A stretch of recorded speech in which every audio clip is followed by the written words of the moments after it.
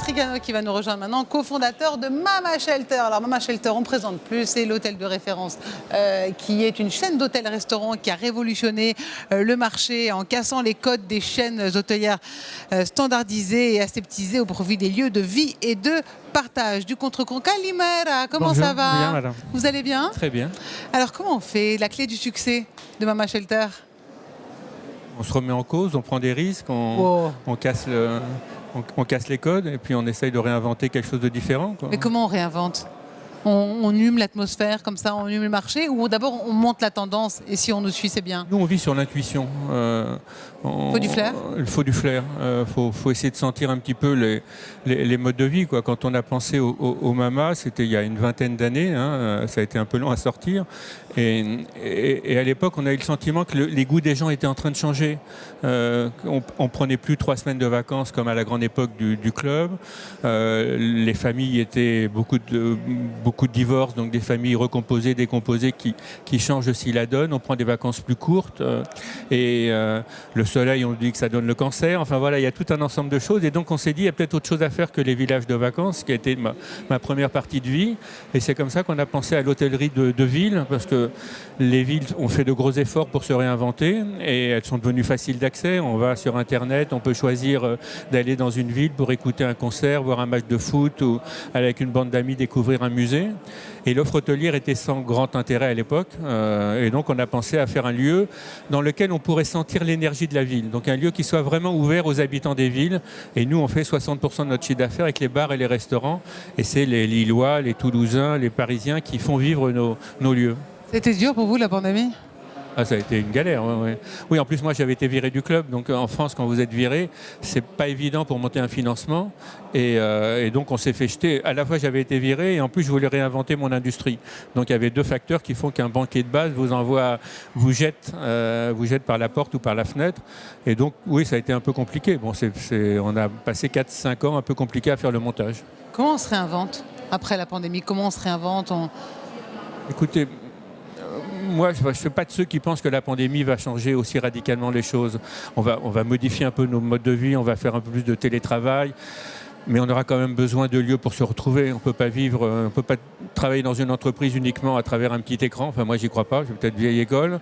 On a besoin d'être avec les hommes et les femmes qu'on aime autour d'une table, à partager un repas, à partager un film, à partager une réunion. Voilà, donc c'est à nous d'essayer de nous adapter un petit peu, bien sûr, mais le métier de base qui est créer des moments de bonheur pour des clients reste plus important que jamais. Et c'est ce qu'on va continuer à essayer de faire.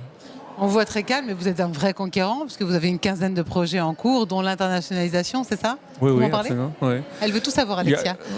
Écoutez, aujourd'hui, il y a 14 mamas. Le dernier, c'est Rome. On ouvre dans quelques jours Lisbonne. L'année prochaine, on ouvre Dubaï, Bucarest et La Défense. Il y a une dizaine de mamas en construction. Il y en a une quarantaine en négociation. En négociation en Europe? En Europe et un peu partout dans le monde. On discute pour Casa, on discute pour Tunis, on discute pour Sydney, pour Dallas. Voilà, il y a les investisseurs. Nous, on gère des hôtels pour le compte de propriétaires. Qu'est-ce que vous vendez à ces gens-là? Le français, la marque française, on leur vend.